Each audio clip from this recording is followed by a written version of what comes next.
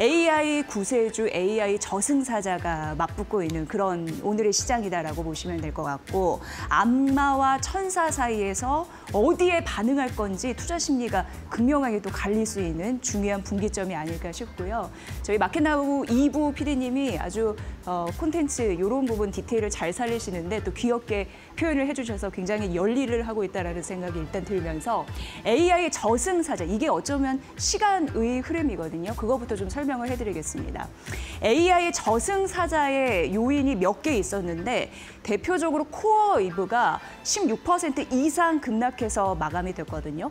근데 여기에서 왜 이렇게 주가가 급락했냐라고 보니까 올해 매출 전망이 하향되는 흐름들이 있었습니다.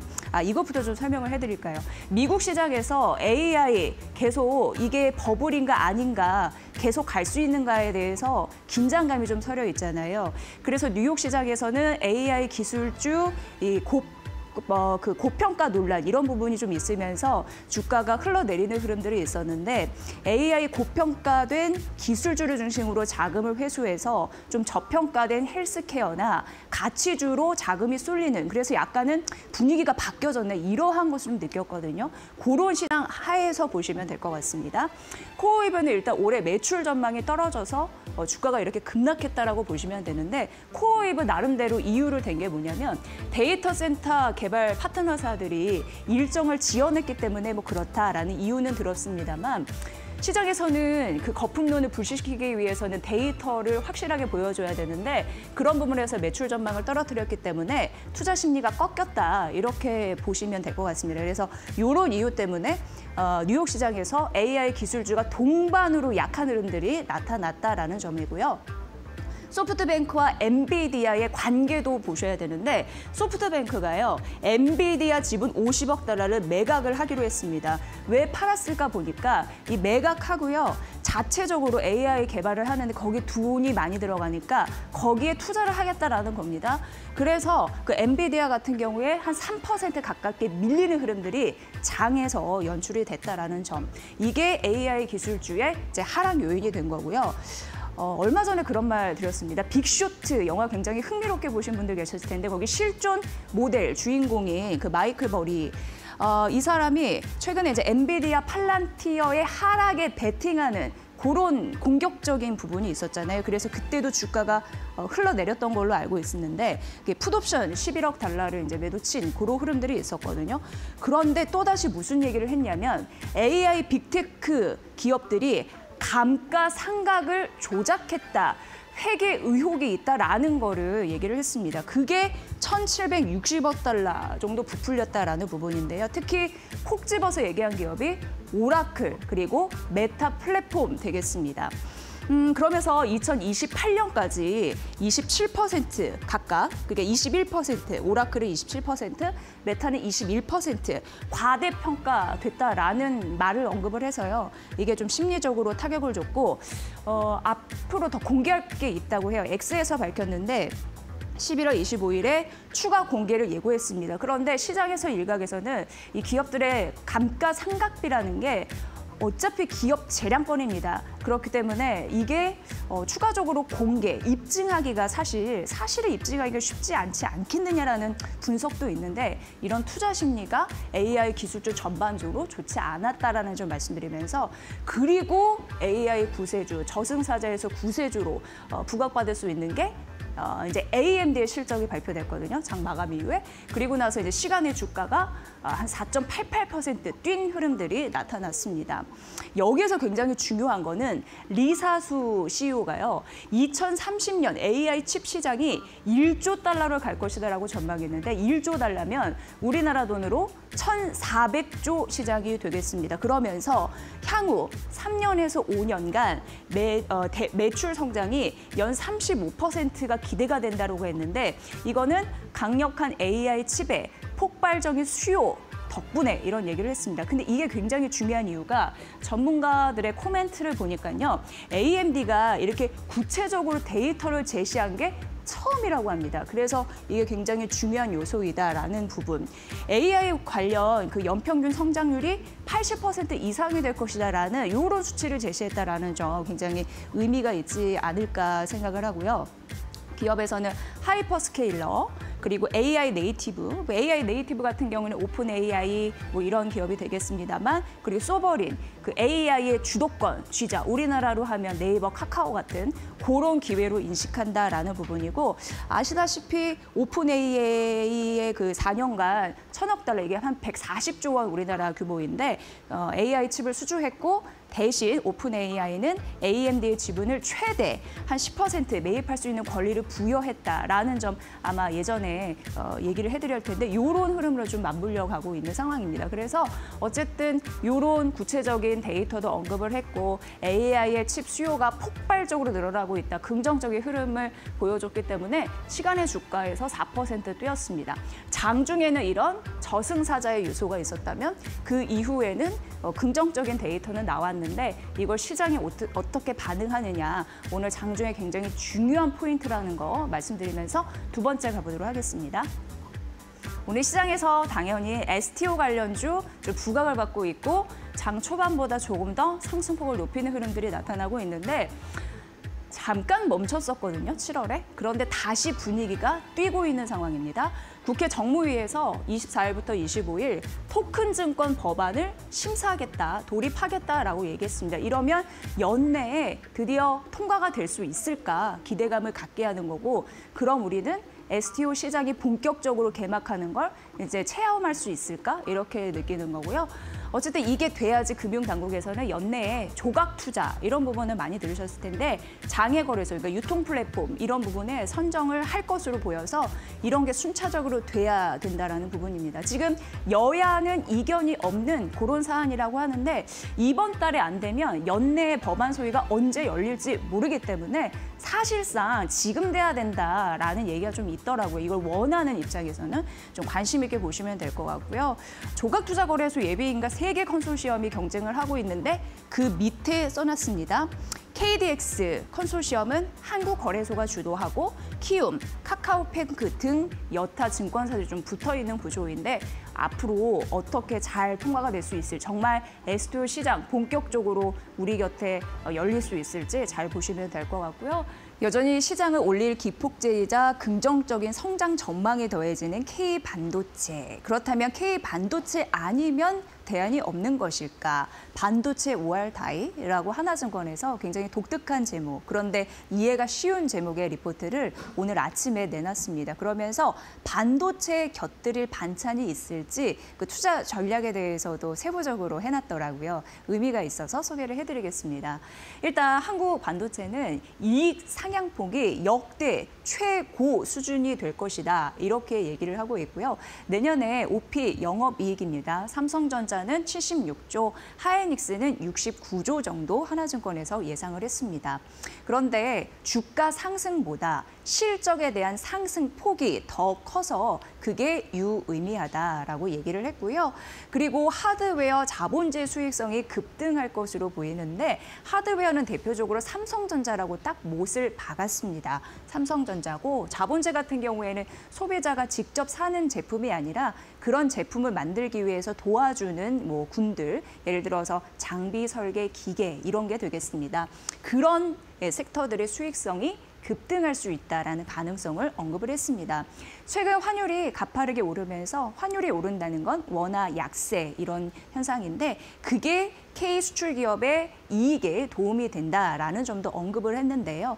환율이 100원 정도 오를 때요, 코스피가 분기 영업이익이 한 5조 원 정도 는다고 하고, 넓게 연간으로 봤을 땐 20조 원 정도 늘 수 있다라고 하면서, 환율 약세, 수출 기업에는, 그러니까 고환율, 원화 약세는 수출 기업에 긍정적이다라고 얘기했고, 원화 환율에 굉장히 민감하게 반응하는 섹터가 있으니 그것은 자동차이거든요. 근데 자동차는 분기 이익이 1조 원 이상이 될 것이다라고 보면서, 자동차가 대표적이고 반도체, 조선, 방산, 우호적인데 반도체가 들어갔습니다. 그래서 환율을 쭉 또 설명을 했습니다. 중요한 거는 지금 반도체는 여전히 저렴하다라고 합니다. 글로벌 경쟁국 대비해서 저평가됐다라는 얘기를 하면서 중국과 격차가 확대됐는데 미국과 중국의 전쟁이 본격화하면서 한국은 플러스로 됐고 중국은 마이너스로 하락 전환된 흐름들이 뚜렷하고 앞으로도 이런 흐름들은 가속화될 것이다라고 얘기를 했습니다. 그러면서 K반도체, 자동차가 대표적인 산업군이라고 얘기했고 SK 하이닉스 긍정적으로 봤는데 AI 기술 혁명 시대에 긍정적인 수혜를 톡톡히 받아갈 기업이라고 얘기하면서 내년에 이런 얘기 좀 자주 나오더라고요. 최근 리포트에서 SK 하이닉스가 내년 미국 수익률 그것과 좀 유사하게 될 가능성이 있다라고 하면서 긍정적인 호평을 했습니다. 다음 페이지 보면요. 그렇다면 이제 반도체에 곁들일 반찬은 뭐가 있을까? 앞서서 삼성전자, SK 하이닉스 매번 강조해도 지나치지 않은 게 많이들 궁금해하시고 그리고 증권사의 시각이 어떻게 변할지 몰라서 궁금하고 또 불안한 마음이 있으셔서 그건 제가 소개를 해드리는 거고요.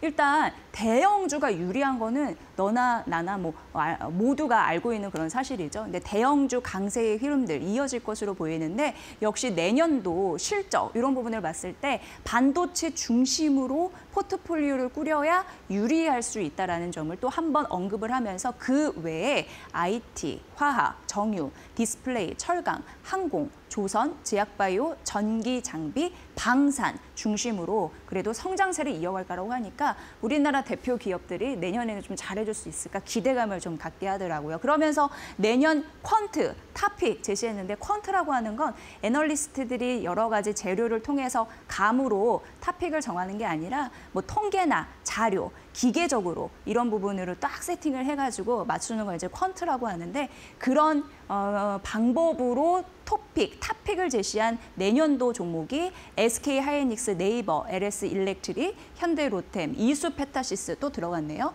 이런 부분입니다. 어쨌든 실적, 상향폭 이런 부분이 크게 나타나는 거, 기관 수급, 고베타 종목도 주목을 하라고 했는데 고베타 종목은 시장 대비해서 수익률이 좀 가파른 겁니다. 변동성은 있을 수 있어도 시장 수익률 대비 가파르게 오를 수 있는 힘이 있는 그런 종목들 이게 유리하다라고 했으니까 이 부분 챙겨보시면 될 것 같습니다. 오늘 시장에서 한국금융지주가 장중 7% 넘게 오르는 흐름들이 나타났는데 이건 제가 그 제목을 쓴 게 아니고요. 대신증권에서 한국금융지주 미친 거 아니야? 이렇게 제목을 달았더라고요. 그대로 넣어봤습니다.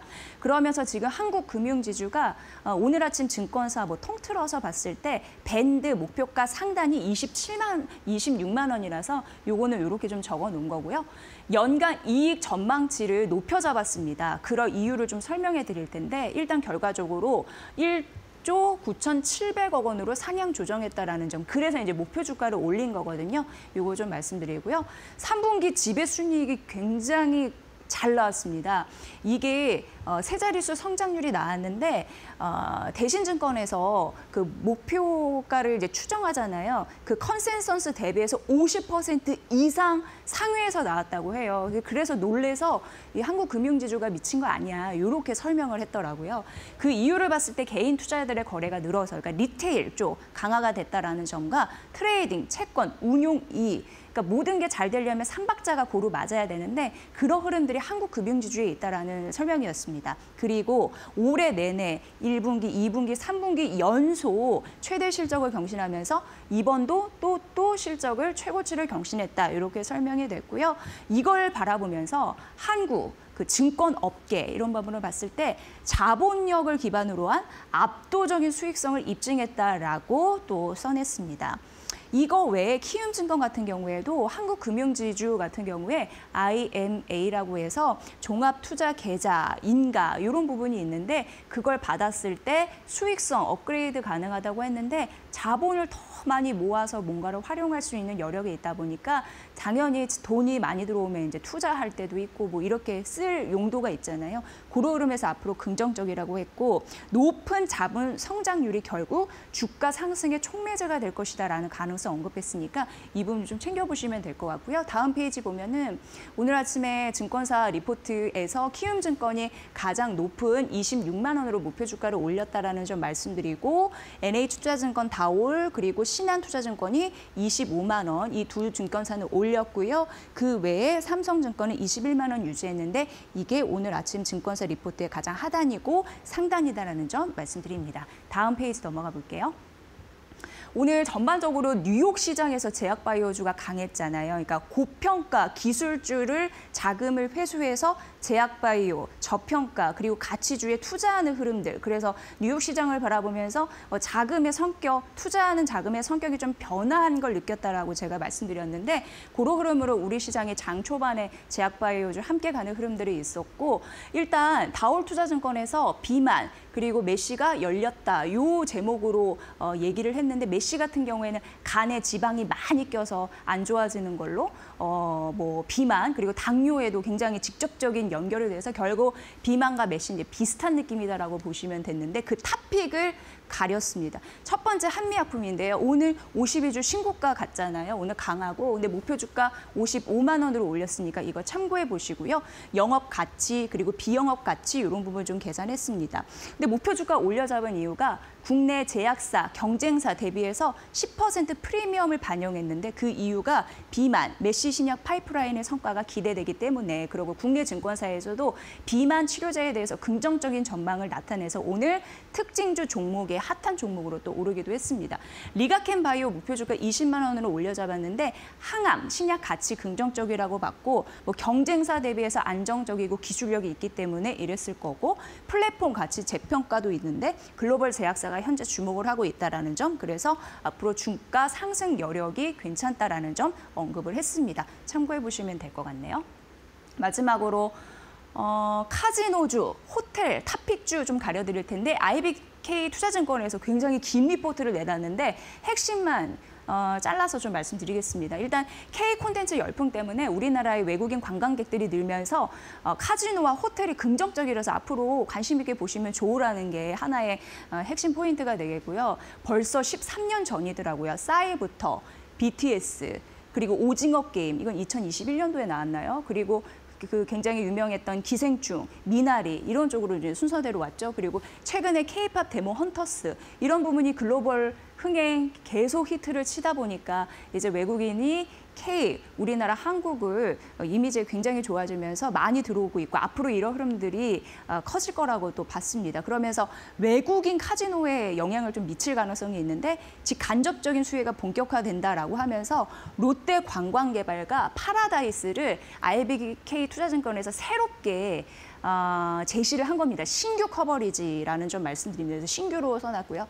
롯데 관광개발은 32,000원인데 중국 쪽을 보더라고요. VIP 회복. VIP는 돈 많이 씁니다. 그러면은 실적에 도움이 많이 될 거고 지금 카지노 매출 급등이 1,600실, 객실 이런 부분에 이제 집중 여기로 투입을 하면서 그 단가를 또 높일 것 같고 테이블 매출도 1분기에는 600만 원이었는데 3분기로 갈수록 1,000만 원이 늘어나면서 또 고액 베팅도 많이 늘어나면서 총 게임 매출도 늘면서 이게 지금 선순환 구조를 만들고 있다고 합니다. 이게 긍정적이고 파라다이스는 24,000원으로 제시를 했는데 지금 영종도 파라다이스 여기를 중심으로 성장세가 지속이 되고 인스파이어 카지노 개장 효과를 톡톡히 볼 가능성이 있는데 요게 되면서 VIP뿐만 아니라 일반 고객까지 끌어당긴다고 합니다. 그리고 호텔 같은 경우에는 그랜드 하얏트 인천 웨스트타워를 인수했는데 여기에 VIP 영업을 좀 강화할 것이라는 전략 이런 부분이 긍정적으로 봤고요. 마지막 호텔 좀 간단하게 좀 봐드리면 호텔 같은 경우에는 이 호텔 신라와 GSPNL인데 이 두 기업 모두 제주 중문에 호텔을 보유하고 있는데 그동안 좋지 않았던 건 내국인들이 많이 안 갔다고 합니다. 그런데 그 관광 이런 부분이 좀 분위기가 풀린다면 빠르게 실적 반등을 기대해봐도 좋다라고 얘기를 했고요. 호텔 신라는 지금 면세 아닙니다. 호텔로 지금 체질 개선 중이고 인천공항 왜냐하면 면세 사업은 철수를 했죠. 그리고 해외 확장을 이제 본격화하면서 호텔 실적, 성장 이런 부분을 눈여겨봤는다고 얘기했고 파라나스 호텔 인 GS P&L 같은 경우에도 웨스틴 서울 파라나스를 리모델링 이제 재오픈하면서 효과가 본격화되고 있고 4분기는 역대 최대 실적을 보일 가능성이 있다고 합니다. 그리고 이 실적 성장세는 내년까지 이어질 가능성이 있다고 해서 카지노 둘, 그리고 호텔 둘 이렇게 해서 관심 종목, 탑픽 종목 제시해드렸으니까 참고해 보시길 바라겠습니다.